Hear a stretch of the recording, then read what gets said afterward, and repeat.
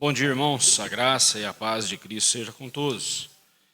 Eclesiastes capítulo 8, e hoje nós seguiremos a partir do versículo 12. Semana passada nós começamos o versículo 10, no qual nós estamos vendo, do versículo 10 ao versículo 15, o fato de que nós somos limitados quando se trata de enfrentar as injustiças. Nós vimos o versículo 10 e 11 semana passada. Hoje nós veremos, então, a partir do versículo 12. E nós vamos lendo conforme vamos expondo o texto. Antes vamos orar ao Senhor mais uma vez. Buscamos a Tua face, ó Deus, em oração, pedindo que o Senhor venha abrir os nossos olhos, abrir o nosso coração para entendermos a Tua palavra. Dá-nos o entendimento. Dá-nos o discernimento e dá-nos também, ó Deus, as condições que precisamos para cumprir e obedecer a Tua palavra em cada detalhe, em cada parte dela, para a glória do Senhor, ó Pai. Assim nós oramos e pedimos em nome de Jesus. Amém. Versículo 12 diz assim: ainda que o pecador faça o mal 100 vezes e os dias se lhe prolonguem, eu sei com certeza que bem sucede aos que temem a Deus. Se a justiça do homem, se a nossa justiça, ela é falha, ela é morosa, ela é parcial, nós temos visto isso nos nossos dias, sempre foi assim, desde que o mundo é mundo, desde que o pecado entrou na existência humana, nós lidamos com essa triste realidade da injustiça.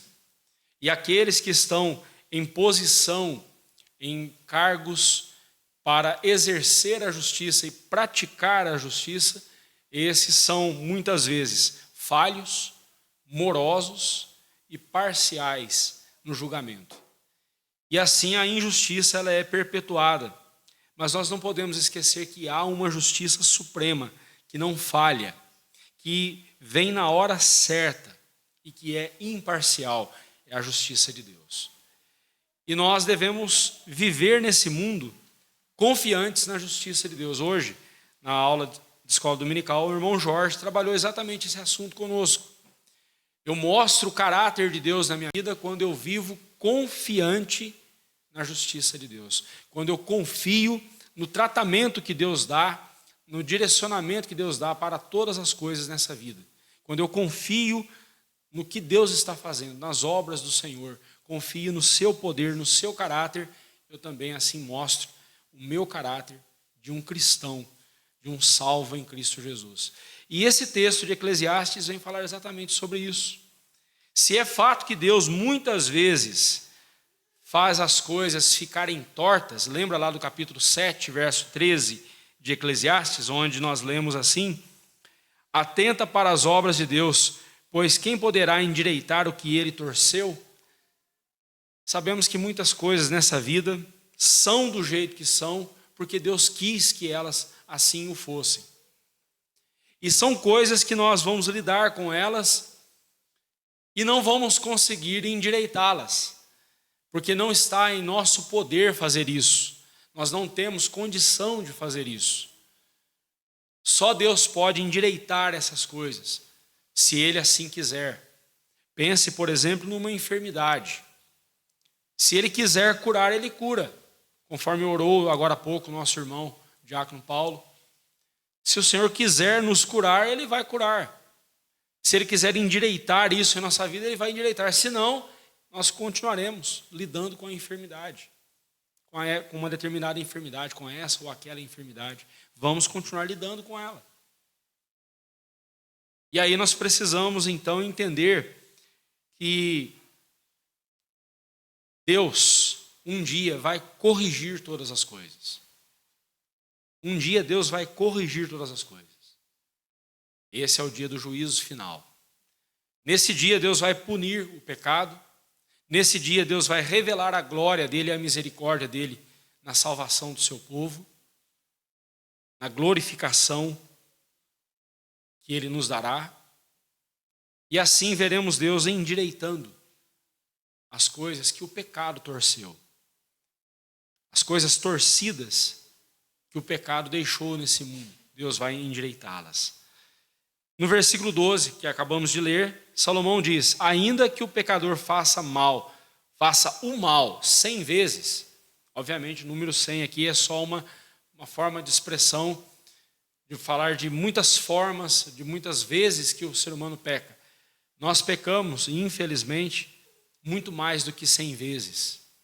Mas aqui Salomão diz: ainda que o pecador, ou seja, aquela pessoa que vive despreocupada em fazer a vontade de Deus, aquela pessoa que vive alheia à vontade de Deus, aquela pessoa perversa que vive pecando e que encontra prazer no pecado, essa pessoa deve saber que ainda que a sua vida seja cheia de pecados, ainda que ele repita o mesmo pecado 100, 200, 300, 1000 vezes,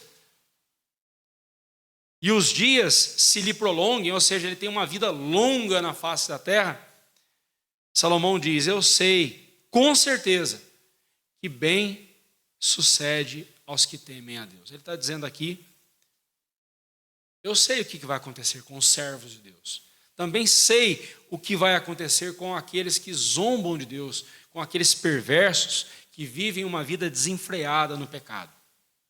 E ele conclui o verso 12 dizendo: mas o perverso não irá bem, nem prolongará os seus dias. Não, mas espera aí. Um pouco antes, no mesmo versículo, ele fala de que ainda que se lhe prolonguem os dias, ou seja, uma hora ele diz que os perversos podem ter uma vida prolongada, e agora ele diz: eu tenho certeza que não prolongará os seus dias. Não irá bem e nem prolongará os seus dias. Parece uma contradição, né? Aqueles que gostam de dizer que a Bíblia tem contradições, pegam esse versículo, ou outros, né? Mas pegam um versículo como esse e dizem: está vendo só?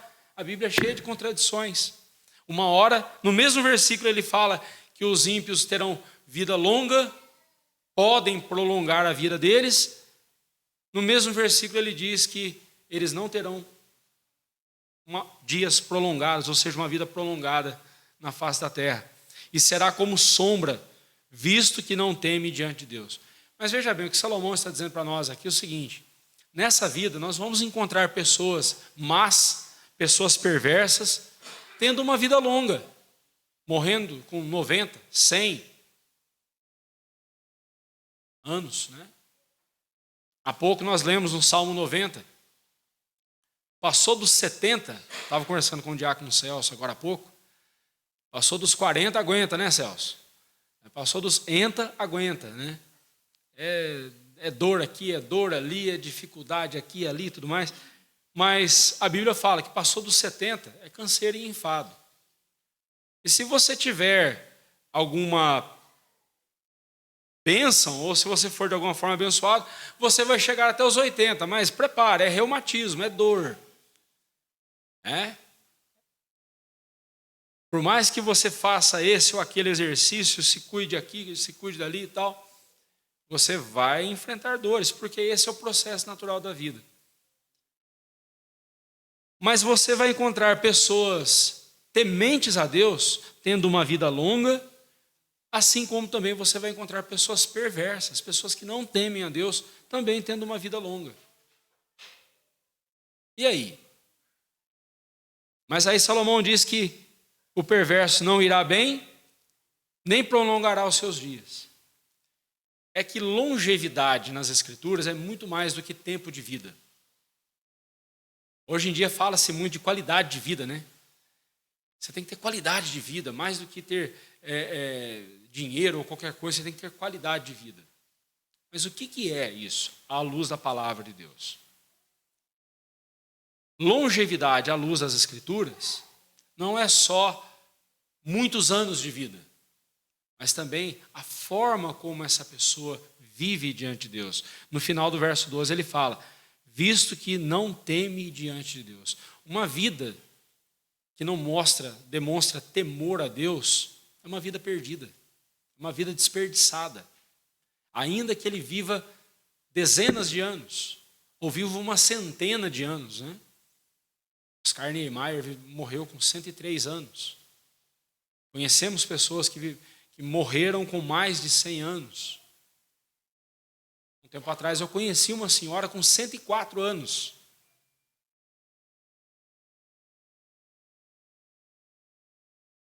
Mas que adianta você viver tudo isso e não temer a Deus? Já encontramos casos, o contrário. Jovens, tementes a Deus, servos do Senhor, piedosos, exemplos para a sua geração, e foram recolhidos na flor da juventude. Essas coisas acontecem debaixo do sol. Uma das principais ilusões que o pecado causa no nosso coração é que ele nos faz acreditar que sempre escaparemos das consequências do pecado. A Bíblia chama isso de impiedade. Toda vez que você ler na Bíblia a palavra impiedade, entenda que significa isso. É alguém que vive pecando, a quem Salomão chama aqui no verso 12 de pecador, a pessoa que vive pecando, e no seu coração essa pessoa se ilude de que o seu pecado não o visitará um dia, as consequências não virão, ele vai conseguir escapar de todas essas consequências. Pense nos corruptos da nossa nação, que agora estão todos ali mancomunados, todos ali de mãos dadas, e um protegendo o outro. E a sensação que a gente tem quando olha para eles é, eles nunca vão se dar mal, sempre vão se dar bem, nunca serão pegos. É possível. É possível que eles vão passar a vida inteira e não serão pegos. O Jorge, na escola dominical, lembrou do plano Collor, né? Recentemente, quase 30 anos depois, Collor foi condenado. Tudo bem, né? A prisão domiciliar, tornozeleirinha no pé, é pouco ainda para o que ele merece, pelo que ele merece muito mais, a gente pensa, né? Quanta gente que suicidou quando o plano Collor foi implantado, não é mesmo? Lembra dessa situação? Demorou, né? Quase 3 décadas, mas veio a justiça para ele. Ainda que não veio do jeito que a gente gostaria, né? Mas veio. Mas se o Collor um dia pudesse me ouvir, eu ia dizer para ele: Collor, tem coisa muito pior vindo pela frente. Você escapou por 3 décadas. Foi pego e pegou essa mamata de tornozeleira no pé numa prisão domiciliar. Mas eu quero dizer para você, meu amigo, tem coisa pior vindo pela frente. Isso se chama juízo final. Juízo final. É o dia em que Deus vai endireitar todas as coisas. Os ímpios haverão de receber o justo castigo e punição de suas muitas maldades. Os piedosos, aqueles que temem a Deus, como diz Salomão, aqueles que temem a Deus, cujo temor é fruto do conhecimento de Deus. Nós temos visto isso em Eclesiastes. Eu só posso temer a Deus, o temor a Deus é fruto do conhecimento que Deus dá de si para mim. Da autorrevelação de Deus. Deus se revelou a mim. E eu pude conhecer a Deus. E conhecendo a Deus, então eu temo ao Senhor. E temendo ao Senhor, eu demonstro o quanto eu o amo de fato. E assim o meu caráter, o caráter de Deus e o meu caráter são revelados. Se você quiser saber mais desse assunto, venha nas próximas aulas da Escola Dominical, que o irmão Jorge, e o presbítero Rogério e o presbítero Edson estarão discorrendo sobre esse assunto, sobre o caráter de Deus, o caráter do cristão na vida do crente, o caráter de Deus na vida do cristão. Venha para a Escola Dominical. Bem, mas voltando para cá, o nosso texto, ainda que nós possamos aplicar essas palavras do versículo 12 ao dia do juízo final, mas também nós já podemos aplicá-las para o nosso dia a dia, para os nossos tempos agora, né? É fato que encontramos homens maus e perversos vivendo muitos anos e vivendo bem, vivendo regaladamente. Mas o conceito, como eu disse, de longevidade nas Escrituras é muito mais do que a quantidade de anos que uma pessoa vive. Tem a ver com a piedade dessa pessoa diante de Deus, a forma piedosa, a forma obediente com que essa pessoa vive diante do Senhor. E preste atenção, obedecer a Deus não significa que você será isentado ou você será livrado de problemas, de dores, de sofrimentos nessa vida. Não temos garantia nenhuma de que, se obedecermos a Deus, andarmos no caminho do Senhor, nós não teremos sofrimentos nessa vida. Muito pelo contrário, nós temos a certeza de que haveremos de padecer. A Bíblia diz que todos aqueles que querem viver piedosamente padecerão, sofrerão. Há pouco nós lemos nas bem-aventuranças, ou melhor, no Sermão do Monte, o Senhor Jesus nos dizendo que é para não resistirmos aos perversos. Se algum homem perverso quiser fazer com que nós andemos com ele 1 milha, espontaneamente andemos com ele 2. Se ele der um tapa na nossa face esquerda, viremos também à direita para ele. Se ele quiser levar a nossa túnica, deixemos que ele leve também a nossa capa. Não pagar o mal com o mal. E ele está falando, o Senhor Jesus está falando para nós de uma situação difícil. Porque se uma coisa que o nosso coração não gosta é de levar desaforo para casa. Ninguém gosta de levar desaforo para casa, não é mesmo? Mas o crente é chamado para viver assim. E então nós olhamos para o fato de que uma vida longa, uma vida abençoada por Deus, não tem a ver com a quantidade de anos que a pessoa vive. Porque não importa se você viver apenas 40 anos, 50 anos, ou viver 80, 90, 100 anos. A palavra de Deus diz que tudo isso é vaidade, passa rápido, passa como uma sombra. No versículo 12, Salomão diz isso, né? Melhor, no versículo 13, ele fala, será como sombra. E quando eu estava lendo esse versículo, preparando esse texto, me lembrei que quando eu era criança,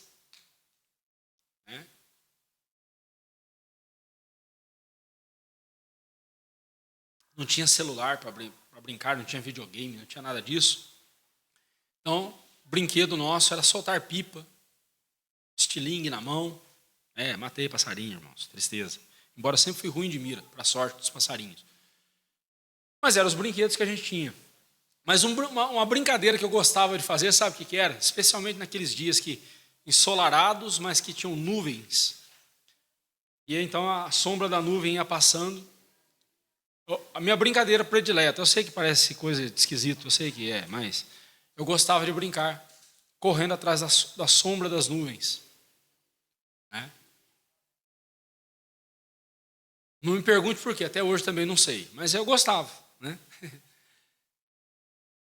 Mas as nuvens passavam rápido, algumas delas passavam muito rápido, e eu não conseguia acompanhá-las.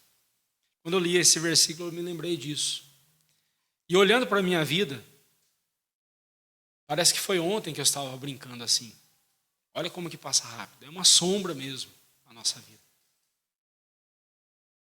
Por isso que nós precisamos focar os nossos olhos na eternidade. Porque se focarmos os nossos olhos nessa vida, essa vida passa rápido demais. É como uma sombra. Nós precisamos lembrar que nós fomos criados para a eternidade, conforme nós vimos lá no capítulo 3. Deus colocou a eternidade em nosso coração, nós temos que olhar para a eternidade. Salomão continua no verso 14, dizendo para nós, mostrando mais uma injustiça com a qual nós lidamos neste mundo. Ele diz assim, ainda há outra vaidade sobre a terra. Justos a quem sucede segundo as obras dos perversos, e perversos a quem sucede segundo as obras dos justos. Digo que também isto é vaidade. Essa injustiça não é cometida por Deus. Não é Deus que comete essa injustiça. São os homens. Aliás, toda injustiça nesse mundo é obra do homem, é obra do pecador, não é obra de Deus. Deus não comete injustiças, Deus é justo. Cometer injustiça vai contra o caráter santo e justo de Deus. Então, toda injustiça que encontramos nesse mundo não é culpa de Deus, é culpa do homem, é culpa do ser humano.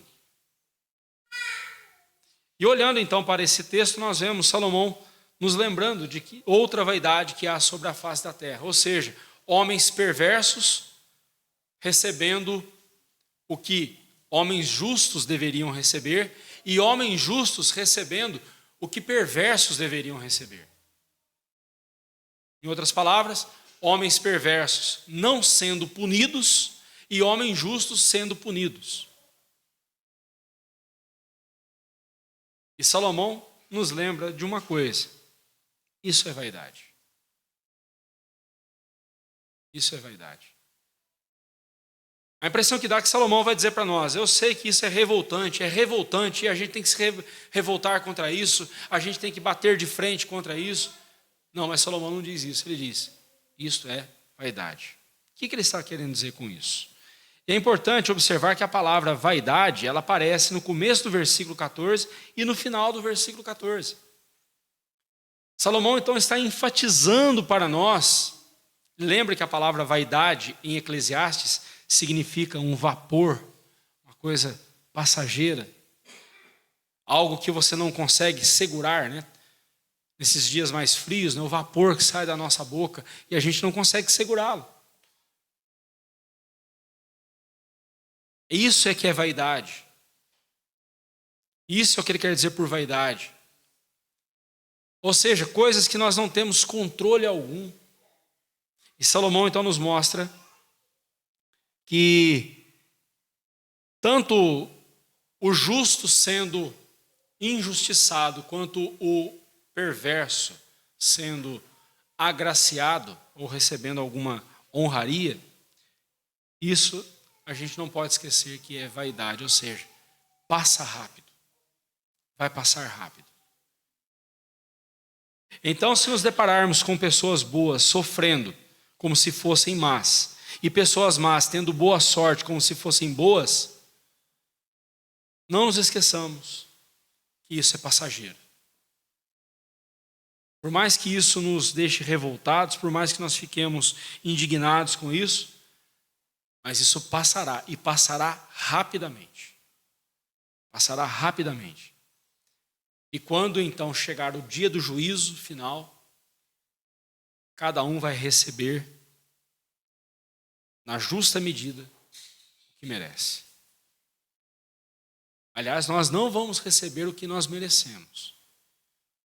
Aliás, nós vamos receber o que não merecemos. Nós receberemos a graça de Deus, o perdão, a vida eterna. E nós não merecemos também. Porque há uma tolice em nosso coração de pensarmos que somos melhores do que as pessoas. Ainda que nós não cometamos os mesmos pecados, pratiquemos os mesmos crimes que as pessoas lá fora façam, nós somos igualmente perversos, igualmente pecadores e merecedores da ira de Deus. Mas em Cristo Jesus nós fomos reconciliados com Deus, nós recebemos a graça de Deus. E é por isso que não teremos o mesmo fim eterno que os ímpios terão. Salomão então continua dizendo, no verso 15: então exaltei eu a alegria, porquanto para o homem nenhuma coisa há melhor debaixo do sol do que comer, beber e alegrar-se, pois isso o acompanhará no seu trabalho nos dias da vida que Deus lhe dá debaixo do sol. Olha que conclusão maravilhosa Salomão chegou. Eu sei que você vai ficar, ele está dizendo, eu sei que você ficará revoltado em ver ímpios recebendo honrarias e justos, homens piedosos, recebendo injustiça. Eu sei que isso te deixará revoltado. Eu sei que isso vai provocar os seus brios, vai mexer com os seus brios. Mas não se esqueça, primeiramente, isso passará rápido. Essa vida é um vapor, essa vida é uma vaidade, passa como uma nuvem, ela é rápida. Não foque nessa vida, foque na eternidade, foque na glória eterna. Mas não só isso, Salomão diz. Enquanto você viver nessa vida, exalte a alegria, ou seja, destaque no seu coração as coisas boas que Deus tem feito na sua vida. Comer, beber e alegrar-se. Salomão está falando do mais básico da vida. Ele já falou isso para nós em outras partes do seu livro. Nós já vimos isso. E agora ele repete essa verdade para nós. E se a gente não gosta muito de repetição, mas de novo, o mesmo assunto, é bom lembrar que essa é a metodologia das Escrituras. As Escrituras trabalham com repetição para que nós aprendamos e não esqueçamos do que elas dizem. E Salomão vem nos dizer o que ele já disse em outros capítulos, que não tem nada melhor nessa vida do que você desfrutar do seu trabalho, desfrutar das coisas que o seu trabalho lhe proporciona. Comer, beber e alegrar-se. Porque é isso que vai acompanhar você nos seus dias, no seu trabalho, nos dias que Deus lhe deu debaixo do sol. Ou seja, nessa vida, Salomão não está falando para a gente ser hedonista. Salomão não está falando para a gente ser um estoico que olhava para a vida e dizia, comamos e bebamos porque amanhã nós vamos morrer. Então vamos aproveitar o hoje. Vamos aproveitar o dia de hoje. Não é isso que ele está dizendo para nós. Ele não está ensinando a gente a ser esse tipo de gente, porque esse tipo de gente não agrada a Deus. O que Salomão está dizendo para nós é, desfrute das coisas que você tem, em vez de você ficar correndo atrás e achando que aquilo que você não tem é o que você precisa. Desfrute do que você tem. Eu não tenho carro, eu ando a pé, mas eu queria ter muito um carro, porque um dia que eu tiver um carro eu serei feliz. Até você levar ele no mecânico e fazer a primeira revisão. Aí você vai ver como é que é. Aí você vai dizer assim, puxa vida, andar a pé é bem mais barato. Ou então você compra o carro e um dia você diz assim, nossa, eu só vou ser feliz de fato o dia que eu trocar de carro e comprar um carro bem melhor. Em suma, você não está sendo grato e não está desfrutando com alegria no coração o que Deus tem dado para você hoje. E eu falo aqui de coisas simples. O cheirinho de café de manhã. É bom demais, não é? Uma sobremesa simples.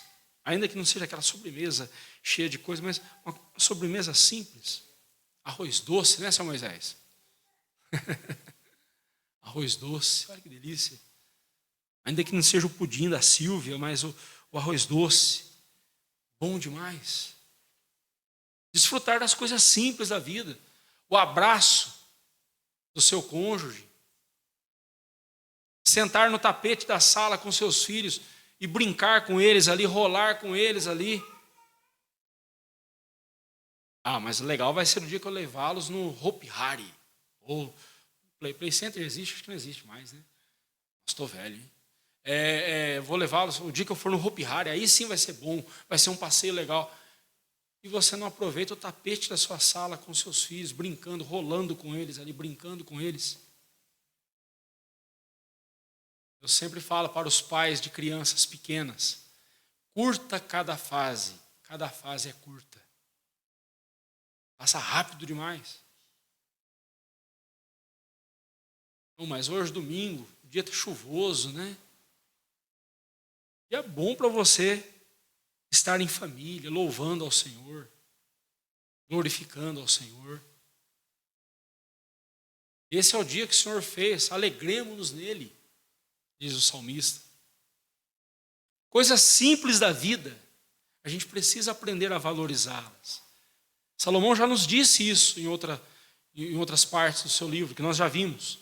E agora ele repete essa verdade para nós. Em vez da gente ficar lamuriando, lamentando, puxa vida, por que aquele perverso não vai logo para a cadeia? Por que aquele ímpio não morre logo, aquela desgraça, e deixa a gente em paz? Por que não acontece a justiça que a gente tanto precisa? Puxa vida, por que eu estou vendo aquele homem ali, aquela mulher temente a Deus, sofrendo tanto que sofre, e não acaba logo o sofrimento deles, não passa esse sofrimento.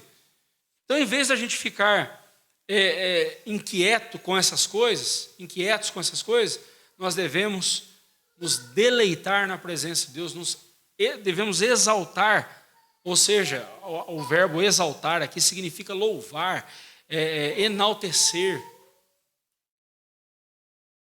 Louvar a Deus pela alegria que Ele nos dá nas coisas simples da vida.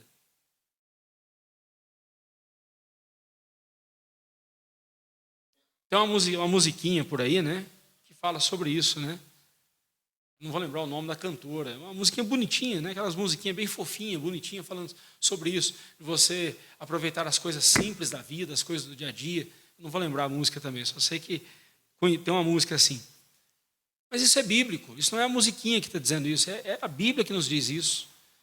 Desfrutar das coisas que o nosso trabalho, que através do nosso trabalho nós conseguimos. Você trabalhou o ano inteiro, aí você vai tirar 30 dias de férias.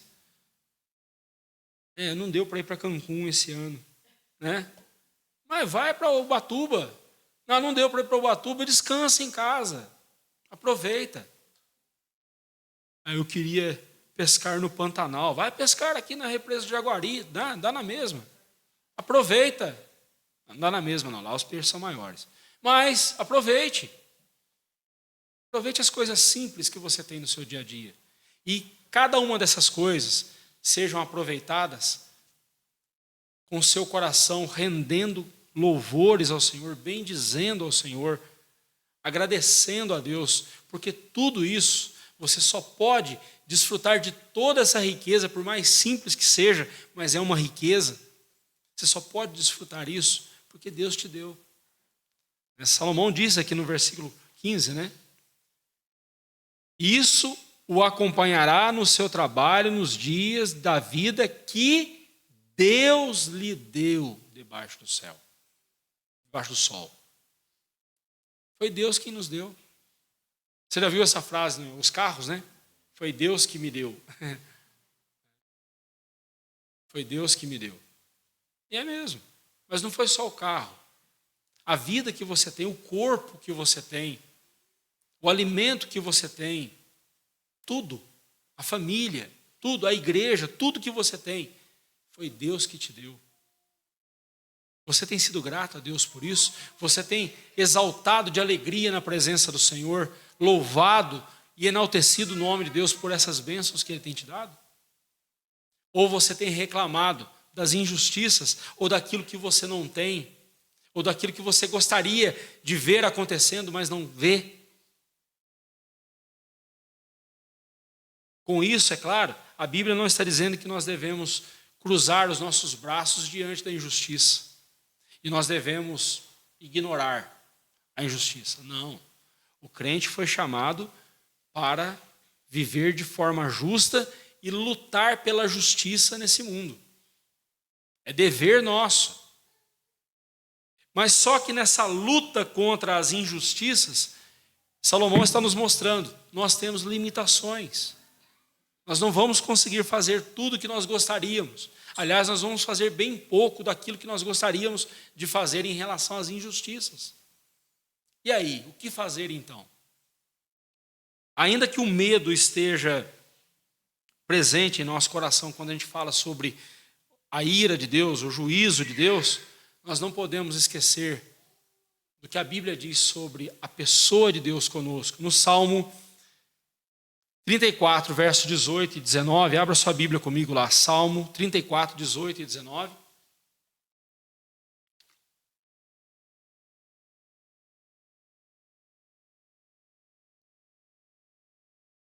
O salmista diz assim, vamos juntos? Salmo 34, 18 e 19.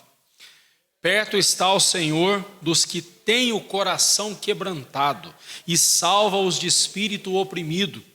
Muitas são as aflições do justo, mas o Senhor de todas o livra. Observa, muitas são as aflições de quem? Do justo. Mas qual a certeza que o justo tem? É que de todas elas o Senhor o livra.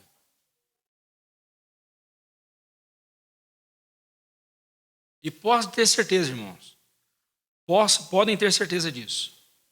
O dia do juízo para nós será um dia de libertação, onde Deus vai nos libertar de todas essas aflições. É o descanso eterno. Ainda mais o salmista diz para nós no Salmo 145, verso 18. Abra lá comigo. Salmo 145, 18.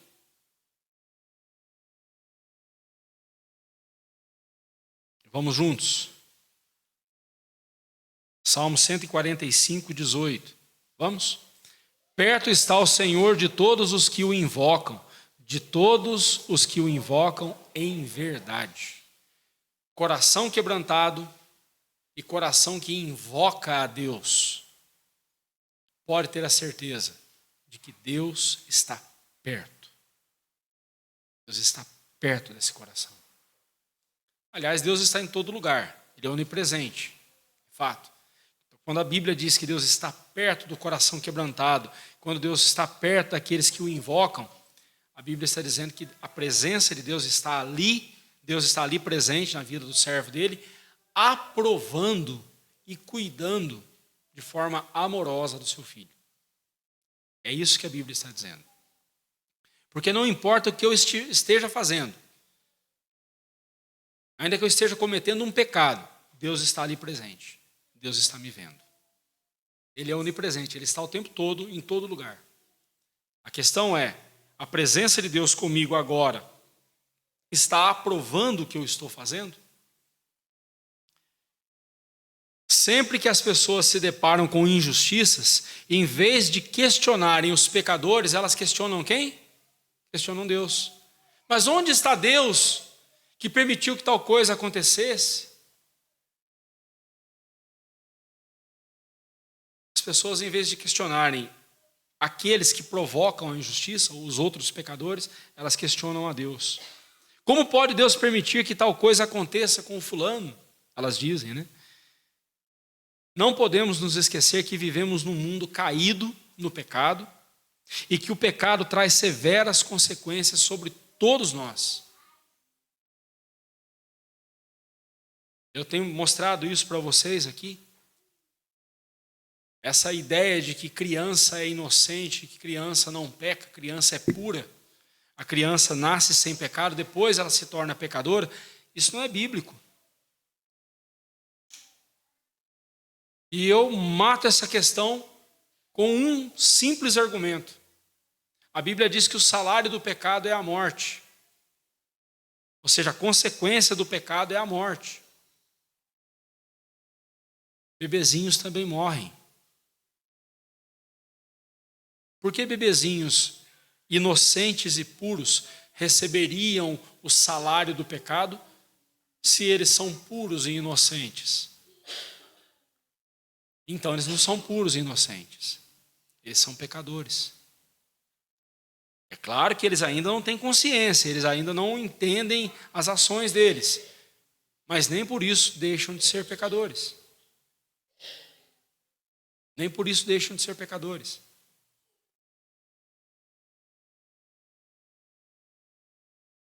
Deus nos mostra que nós vivemos num mundo corrompido pelo pecado, num mundo cheio de maldade, num mundo cheio de injustiça. E o nosso papel como cristãos, pegando um gancho aqui na aula do Jorge, o nosso caráter de cristãos, nós devemos mostrar o quê? Que nós nos alegramos em Deus, que nós nos contentamos com Deus, em Deus, e todas as coisas que nós temos, nós louvamos a Deus por elas, e desfrutamos delas com gratidão no coração, sempre sabendo que tudo nessa vida é vaidade, é passageiro, é transitório. O sofrimento, as aflições nessa vida são transitórias, são passageiras, são como sombra.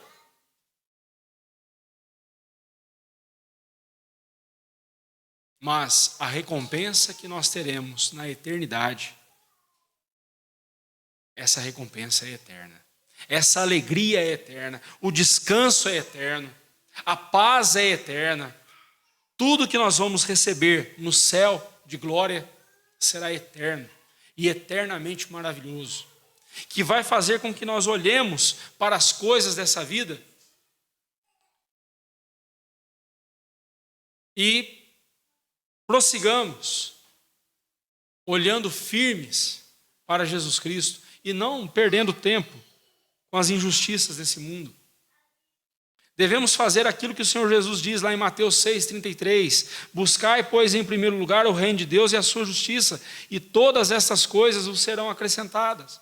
Mas serão acrescentadas no tempo de Deus. Ele está falando ali no texto, ele fala de comida, vestuário, as coisas básicas da vida. Tudo isso nos será acrescentado pela misericórdia de Deus, e nós vamos desfrutar de cada uma dessas coisas com alegria no coração, pelo menos deveríamos. Mas primeiramente nós temos que buscar o reino de Deus e a sua justiça. E devemos lembrar que a justiça de Deus não vem separada do seu reino. Se eu clamo a justiça de Deus, eu tenho que estar totalmente submetido e submisso ao reino de Deus. Se eu digo que Jesus é o meu Salvador, eu também tenho que dizer que Ele é o meu Senhor. Se eu quero a justiça dEle, eu tenho que estar submetido ao reino dEle, ao seu cetro. Eu tenho que vê-lo como meu rei. E quando ficarmos confusos ao ver a injustiça sendo cometida contra nós ou ao nosso redor, lembremos-nos do que disse o apóstolo Paulo, lá em 2 Coríntios 4, 16 a 18. Abra sua Bíblia comigo lá. 2 Coríntios 4, 16 a 18. Quando tudo ao nosso redor parecer ruir, atormentar-nos, entristecer-nos com tanta injustiça, tanta maldade ao nosso redor, lembremos do que diz a palavra de Deus. 2 Coríntios 4, 16 a 18. Vamos juntos? Por isso não desanimamos, pelo contrário, mesmo que o nosso homem exterior se corrompa, contudo o nosso homem interior se renova de dia em dia, porque a nossa leve e momentânea tribulação produz para nós eterno peso de glória, acima de toda comparação, não atentando nós nas coisas que se veem, mas nas que se não veem, porque as que se veem são temporais, mas as que se não veem são eternas. Paulo fala dessa luta do homem interior com o nosso homem exterior, ou seja, o nosso corpo, o homem exterior é o nosso corpo, nosso homem interior, o nosso coração, a nossa alma. Ele está dizendo que, ainda que esse corpo se corrompa, envelheça, adoeça, apodreça em vida, o nosso homem interior, ou seja, a nossa fé, o nosso coração, se renova de dia em dia. Enquanto o nosso corpo, o dia a dia, faz com que o nosso corpo vá se definhando, o nosso coração confiante em Cristo Jesus, o mesmo dia a dia tem um efeito reverso. Faz com que nós nos renovamos dia após dia. Por fora eu estou envelhecendo, mas por dentro eu estou me rejuvenescendo, renovando. Mas por quê? Porque eu não estou olhando para a leve e momentânea tribulação. Preste atenção.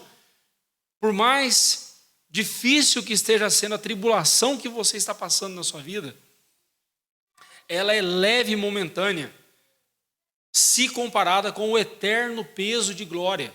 Enquanto a sua tribulação, a sua aflição, ela é leve e momentânea, o que Deus tem preparado para você na eternidade tem peso e é eterno. Mas Paulo diz, acima de toda comparação, não tem como comparar uma coisa com a outra. Ainda que a gente faça essa comparação, leve e momentânea a minha tribulação, eterno peso de glória, ainda que eu faça essa comparação, mas quando eu ponho uma do lado da outra, não tem como comparar, de tanto que o peso de glória que Deus tem preparado para mim é infinitamente maior. E aí Salomão vem dizer, então, sabe o que você tem que fazer, meu irmão? Coma, beba e alegre-se com o fruto do seu trabalho. Tá bom, não deu para comprar aquilo que você gostaria, não deu para comprar aquela picanha que você gostaria, só deu para comprar o ovo, e tá difícil, né? Mas vai lá, comprou, tá bom, agradeça a Deus pelo ovo. E coma como se fosse uma picanha.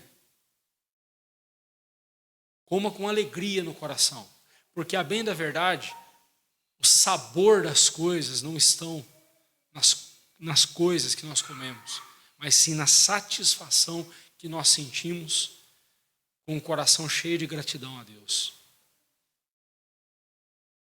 Se a gente aprender essa lição o quanto antes, a gente vai evitar muita dor de cabeça para a nossa vida.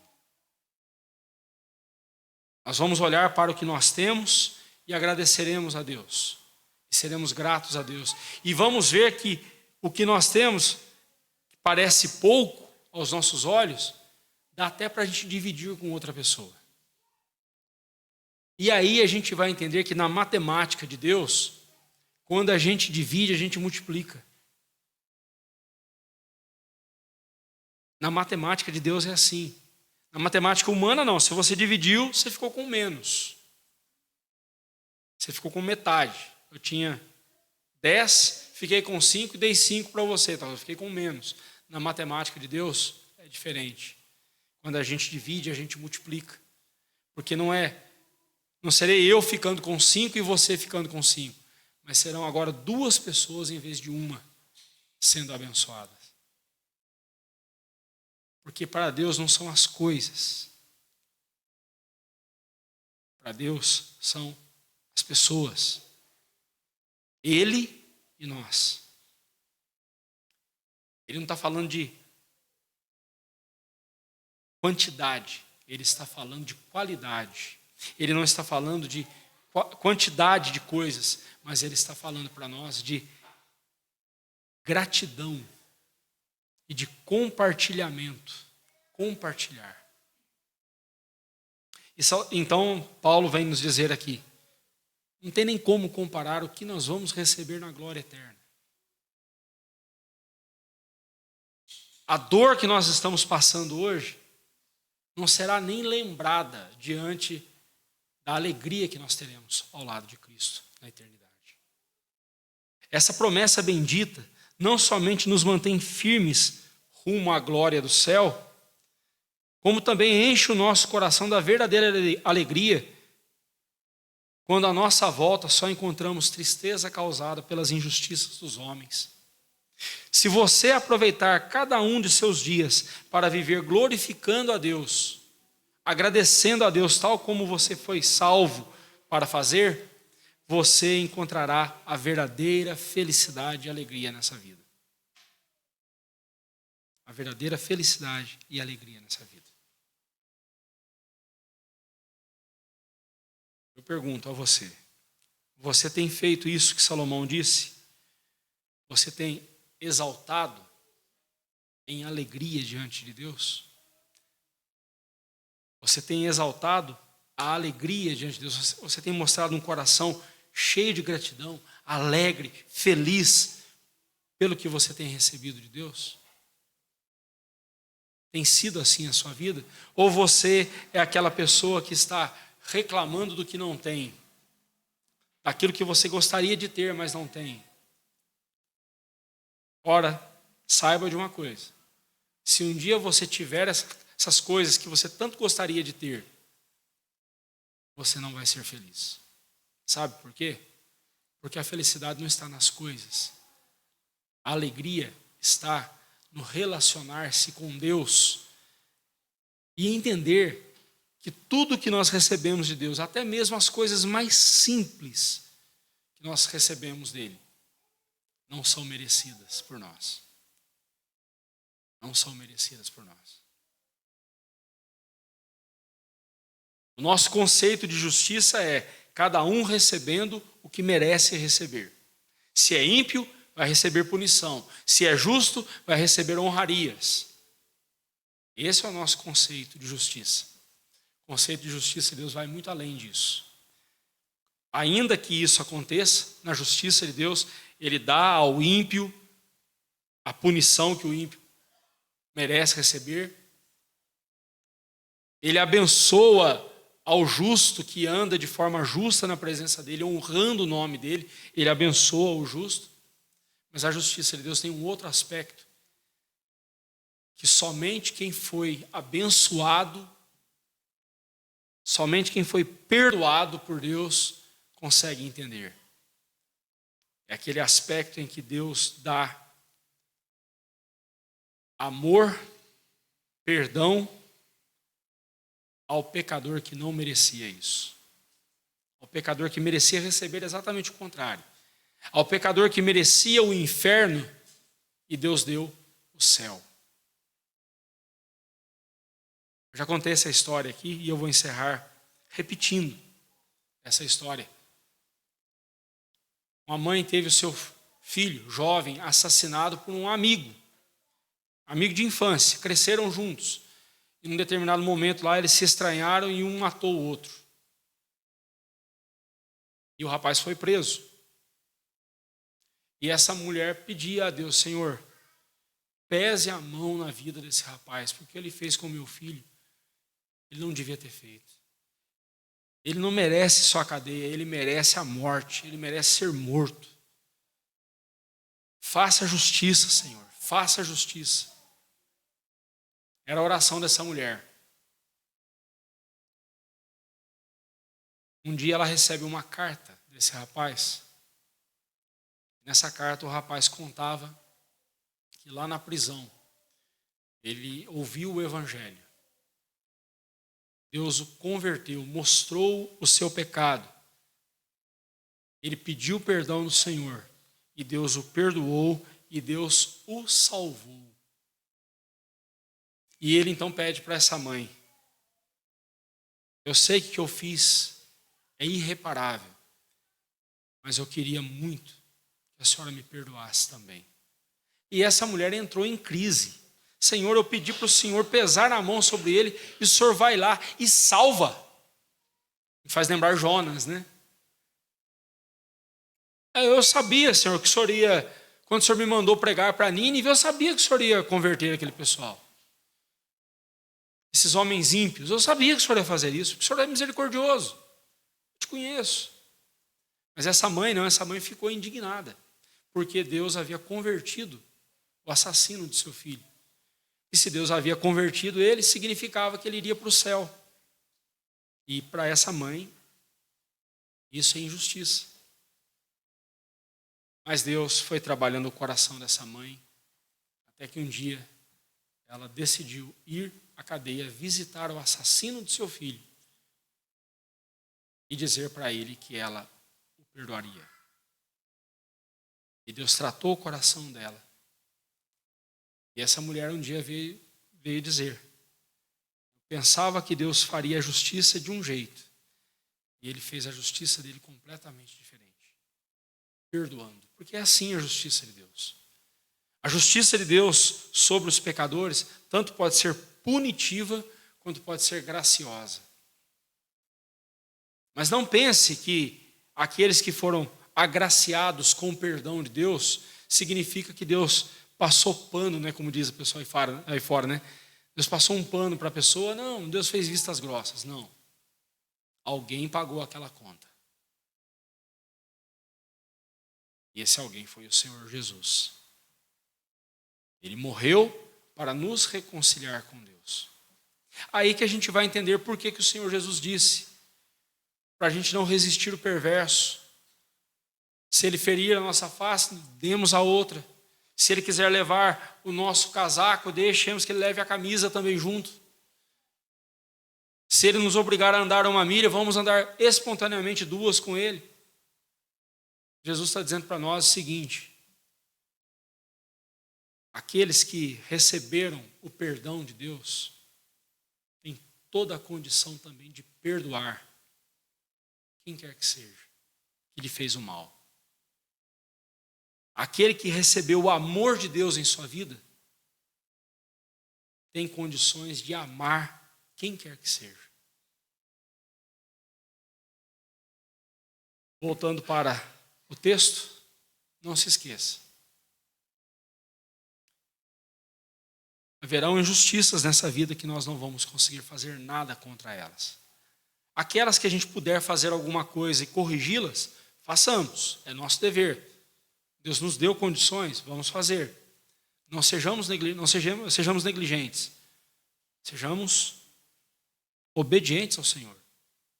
Mas haverá situações na nossa vida em que nós vamos lidar com a injustiça e não vamos conseguir fazer nada contra isso. Espere. Deus sabe o que faz. E Ele vai fazer justiça. No tempo dele, do jeito dele. Quanto a nós, cabe viver uma vida confiante no poder de Deus, na justiça de Deus, na sua sabedoria, na sua soberania, uma vida confiante nele. E uma vida cheia de alegria, agradecendo a Deus por tudo aquilo que Ele nos permite desfrutar nessa vida. Que assim seja e que assim vivamos para a glória do Senhor. Amém. Nos colocamos em pé.